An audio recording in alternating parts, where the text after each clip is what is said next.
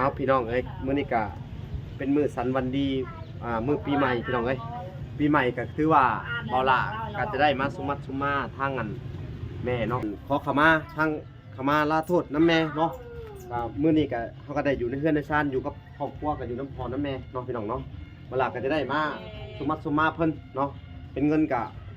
ประมาณ1 ล้านพี่น้องเอ้ยเนาะก็บ่หลายก็สิให้เพิ่นสุมัดสุมาแล้วก็วดหรือว่าวดทรงเพิ่นวดทรงเพิ่นเนาะวดอนุสงฆ์ของพ่อแม่เนาะของขอบุญขอคุณน้ำพ่อน้ำแม่เนาะแล้วก็เนาะพี่น้อง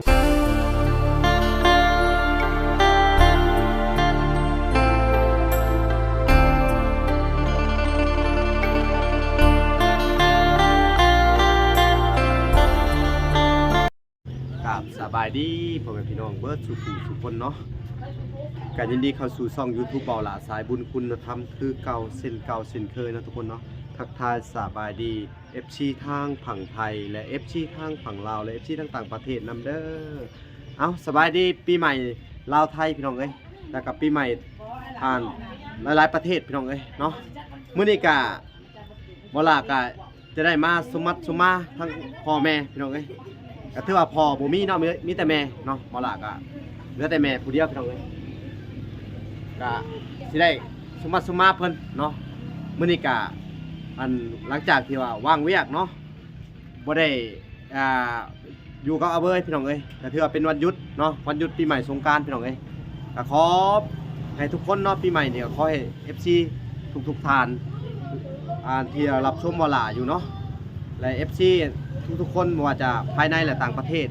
ว่าจะไทยลาวหรือว่าอยู่มองใดในโลกนี่พี่น้องเอ้ยเนาะก็สบายดีปีใหม่เนาะสบายดีขอให้ทุกคนจงมีแต่สุขภาพแข็งแรงความเจ็บอย่าได้ความไข้อย่ามีเนาะปรารถนาสิ่งใดก็ขอให้ได้สิ่งนั้นสมดังมโนหวังเนาะเอาปีใหม่นี่ก็ขอให้มีแต่สิ่งใหม่ๆเข้ามาพี่น้องเอ้ยเนาะสิ่งใดที่มันบ่ดีก็ให้หายไปกับปีเก่าพี่น้องเอ้ยปีใหม่แล้วก็ให้ทุกคนประสบพบเจอแต่ของใหม่ๆได้แต่สิ่งดีๆใหม่ๆเข้ามาเนาะสิ่งที่มันบ่ดีก็ให้วิทย์เว้นระวังไปเนาะเอาสาธุขอให้ทุกคนจงมีแต่สุขภาพแข็งแรงเนาะอายุมั่นคนยืนสาธุเนาะว่าจะเป็น FC ทางฝั่งไทยฝั่งลาวแล้วก็พ่อแม่อยู่ทางเมืองนอกเมืองนาเช่นกันเนาะพี่น้องเนาะโอเคเนาะกับผมมียังหลายมื้อนี้ก็จะได้มาสมมาทั้งแม่บ่ล่ะเนาะก็เป็นแม่แล้วก็ทั้งเอื้อไอ้น้องก็ได้มาลูกหลานเนาะพี่น้องเอ้ยก็มีหลานแน่พี่น้องเอ้ยจะได้มาสมมาทั้งแม่บ่ล่ะเนาะโอเคเฮาก็จะได้ไปเบิ่งกันเลยว่าสิเป็นจังได๋แน่พี่น้องเอ้ยโอเคไปเบิ่งกันเลยเนาะทุกคนมื้อนี้ก็เป็นมื้อสันวันดีเนาะมื้อปีใหม่ของลาวเนาะบ่ล่ะก็จะได้มาขอขมาหรือว่าขอขมาลาโทษหรือว่าขอสุมัดสุมาทั้งแม่เนาะพี่น้องเอ้ยที่เคยเฮ็ดผิดพลาดประการใดที่ผ่านมาเนาะหรือว่าสิ่งที่บ่ดีต่างๆนานาเนาะพี่น้องเนาะเกี่ยวกับเบาหล่าเนาะแหละครอบครัวก็ต้องขอโทษขออภัยเนาะก็จะได้มาขอขมาทั้งขมาลาโทษน้ำแม่เนาะมื้อนี้ก็เฮาก็ได้อยู่ในเฮือนในชานอยู่กับครอบครัวก็อยู่น้ำพ่อน้ำแม่เนาะพี่น้องเนาะเวลาก็จะได้มาสมัดสมมาเพิ่นเนาะเป็นเงินก็ประมาณ1 ล้านพี่น้องเอ้ยเนาะก็บ่หลายถ้าสิให้เพิ่นสมัดสมมาแล้วก็วดหรือว่าวดทรงเพิ่นเนาะวดอนุสงฆ์ของพ่อแม่เนาะของขอบุญขอคุณน้ำพ่อน้ำแม่เนาะแล้วก็พี่น้องเนาะโอเคเนาะก็จะได้ให้ทุกคนเบิ่งเลยก็มีทั้งพี่ทั้งน้องก็มาบ่ครบกันดอกพี่น้องเนาะก็บางคนก็ไปสู่ลูกสู่เมียบางคนก็ไปหลายบอลเนาะก็มีแต่ว่าทั้งบ่ล่ะก็ได้มากอันนี้ก็มีทั้งเอื้อยเนาะเอื้อยก็อยู่บนไกลอยู่สวรรค์แน่อยู่ทั้งแข้งขมวนแน่เนาะก็ได้มาพบพ่อกันก็ได้เฮ็ดรวมกันเลยเนาะมื้อนี้เนาะพี่น้องเอ้ยอันนี้ก็เป็นหลานเป็นลูกเป็นหลานพี่น้องเอ้ยบ่มีหยังหลายเฮาก็สิได้สมัดสมาเพิ่นเลยเนาะพี่น้องเนาะโอเค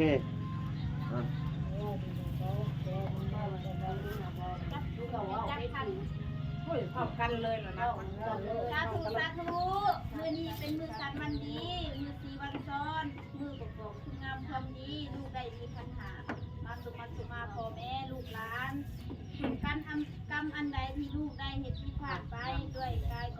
ด้วยวาจาก็ดีต่อหน้าก็ดีรับหลังก็ดีตั้งใจก็ดีและบ่ได้ตั้งใจก็ดี สาธุ ลูกขอให้พ่อแม่จงอโหสิกรรมให้ลูกด้วยเถิดเพื่อบ่ให้ลูกเป็นบาปเป็นกรรมในภายภาคหน้าและลูกขอให้พ่อแม่จงมีความสุขความเจริญสุขภาพแข็งแรงอายุมั่นยืนอยู่เป็นโฮมโฮมไทยให้ลูกให้หลานตลอดไปด้วยเถิดสาธุ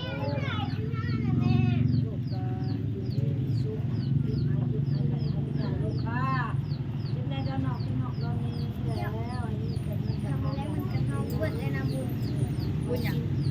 ต้องการยังบ่ทันเบิดไง แล้วลูกหลานอยู่ดีแม่ เมียเพิ่นเมียเกิด ได้กับลูกบ่ลงได้กับ เขามีเป็นได้แล้ว นี่ นี่จะมึงคงละ หัวเรางานดีกรรมได้ลูก งามหนักเลย เขาแก้เงินนำมันเขาเป็นเขาเป็นน้ำแม่ว้าต้องน้ำเดียเลยค่ะ มาที่แม่ผัว แล้วก็เลยหนังมันดีเห็นเลย มา เอามาโชคโชคน้องดีๆนี่อยากไปที่หนาว เอาจะบอกดังเลย ต้องตักหนาวที่หนาวมันเลยเนาะใช่คนกูว่ายิ่งจะมาเลยมันแม่ชูมาแก้ว อายกล่องกันกล่อง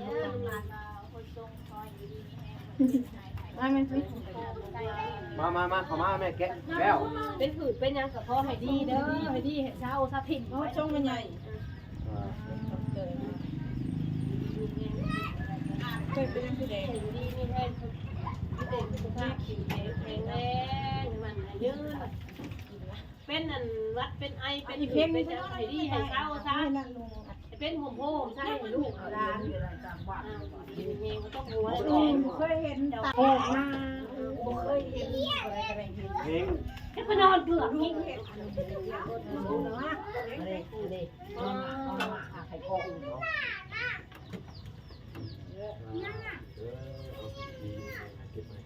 มาหดเอาไม่ใหญ่มาชงเอาไม่ใหญ่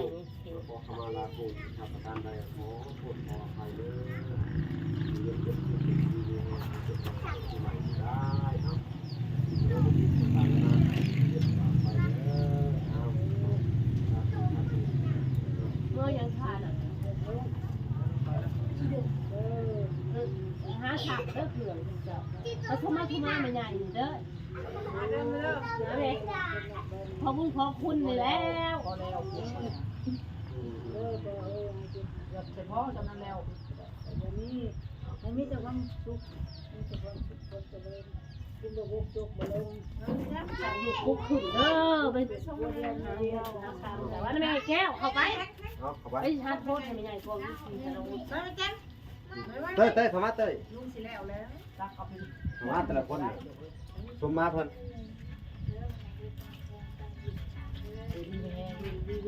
ไปถือเป็นยังก่อนดีเช้าชาถิ่นไปแล้วปีเก่าต้อนหับปีใหม่จะจริงดีๆเข้ามาต้มหัวต้มหา ก็เลยต้มใส่หัวลูกใส่หัวจะตุ้งใส่นั้นไอ้ มาข้างห้องเลย ปูนั้นไม่ใช่จะช้ำปูก็ตุ้งใส่นี่โคตรในเล่าแล้วโคตรในเล่าโคตรในเล่า เขาชงแพงเลยเอาวัวทำเขาเลย เรียกนะ เทียบได้ที่ไหนบริเชฟแล้ว เรียก เอากล้องพิษมาเลย เอาเข้าไปจุกกันฮะ ไปกันหนาวมากกันหนาว เข้ามา เข้าไปเลยจุก มาสิเห็ดมาจะเห็ดจะเข้าหน้าเด็กหน่อยนะหดเขานะ ฮดได้หนึ่งหาให้มันใหญ่ฮดไว้ วันนะมาดูดีมีแห้งก็เก็บให้ได้พวกไข่ กราบใช่ไหมกราบ3เถื่อใช่ไหม ไอ้มันไอ้ยืนปีใหม่ปีเมืองกับหายพญาโลกค่าลูกกันอะไรนี่เดินเล่นเป็นยังไงแม่เราต้องจะได้ดีพญาโลกค่ามาสักทีผูกแขน เข้ามาผูกแขนมาผูกแขนหน่อย ถามเต้ยมาเต้ย เข้าไปเต้ย เข้าไปเป็นถาม ไม่ใหญ่ อันนี้ก็เป็นลูกหลานเบิดพี่น้องเอ้ยเนาะลูกหลานอยู่ทางเซบังไพพี่น้องเอ้ยเป็นคำมวน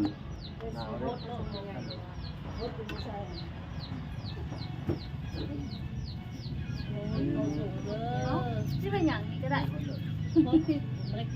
หดตีนก่อนจะไปหดมือ ยังไงบ้างยังด่าเลย นั่งอยู่แล้วลูก แม่มา มันแรงคุยถูก แม่ผมยังด่าแต่ ขอบคุณอยู่ดีมีแฮ ตอนนี้ไปให้แม่ผูกเลยเปล่า เป็นอมโม่ผมใช้ให้ลูกเวลาเป็นอมโม่ผมใช้ ผูกเขาเนี่ยเอาไปแซนเลยเป็นแรงซื้อเค้กให้เขาด้วยลุงแล้วหลานมันเกิดเขายังบ่ได้อะไรเลยคืออย่าลืมทุกคนจะผูกเขานี่ไม่เซน เจ้าคนหายคนทองคนรักเลยมาหายไว้ในบ้านมาบนท่านกันมาส่งกระเป๋าฝากเงินให้ได้เช่นกระเป๋าหมักหลังมั่งเงินลาบใช้กระเป๋าฝากให้ได้งามเงินบาทเงินลาบเข้ามาแล้วตอนนั้น ขับไปได้เปาะอีกแก้วแก้วกันได้ไหมแก้ว ยังไม่ได้ผูกแขน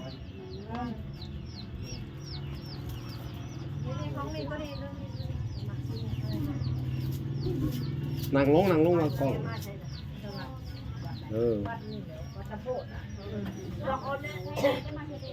มันไทยปีใหม่มาแล้วเงินมันปีบาทแล้วก็เจ็บบ่ได้ไข่บ่อยมีเย็นหนังสือก็ให้ได้ปีละให้เป็นนันเจ้านายคนเด้อเป็นคนในพันมันเป็นเจ้านาย เขาสาหายค่ะวันใหญ่แล้ว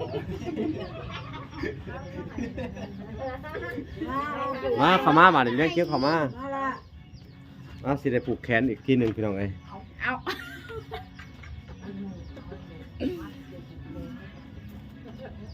พ่อรู้ที่เด้อให้พ่อดีไหนดีไล่ขึ้นหน้าเลยนะเย็นเลย ถาเก่า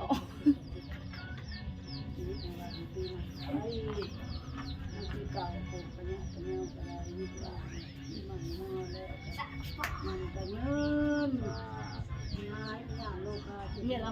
ขาดระบบขาดมันก็ดีเราเลิกเป็นละมันนะก็ดีมึงหนุกเลยพูดบอกเลย บุญละพ่อ ยังหมัดอยู่ดิฮะ มีไฟเข้ามาบัดนี้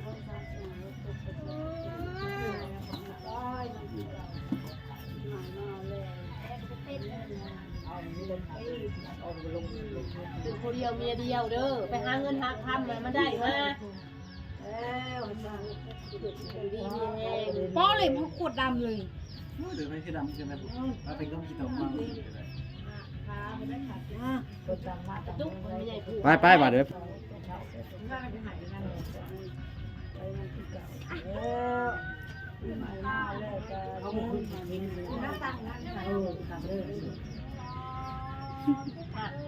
เขาผูกทำไมใหญ่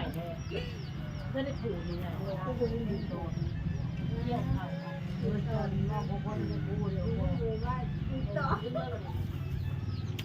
เป็นบอกคนเป็นครูบอกแล้ว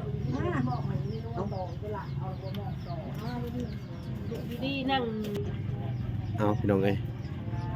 ก็ทั้งลูกทั้งหลานแล้วก็ โค้งใช่ลูก จะได้อันวุฒอันแม่ใหญ่เพิ่นพี่น้องเอ้ยเนาะขอให้เพิ่นอยู่ดีมีแฮงเนาะความเจ็บใจของใครอย่ามีเด้อเอาอายุมันคนยืนเนาะพี่น้องเอ้ยถ่ายคลิปนี้ก็บ่มีหยังหลายพี่น้องเอ้ยก็ต้องขอบคุณ FC ทุกท่านและขอบคุณผู้ใหญ่ใจดีทุกๆคนที่อันสนับสนุนในเบาหลาหรือว่าพ่อๆแม่ๆทั้งเมืองนอกเมืองนาพี่น้องเอ้ยเนาะเบาหลาก็บ่มีหยังที่ตอบบุญแทนคุณที่ผ่านมาก็มีแต่คำอวยพรปีใหม่เนาะขอให้ทุกคนจงมีแต่สุขภาพแข็งแรงความเจ็บอย่าได้ความไข้อย่ามีเด้ออายุมันคนยืนสาธุคุณเบิดสุขสุคนเอ้าโอเคพี่น้องเอ้ยคลิปนี้ก็สิได้จบก่อนแต่เพียงเท่านี้เนาะพอกันใหม่อีกคลิปหน้าพี่น้องเอ้ยเอ้าโอเคเนาะ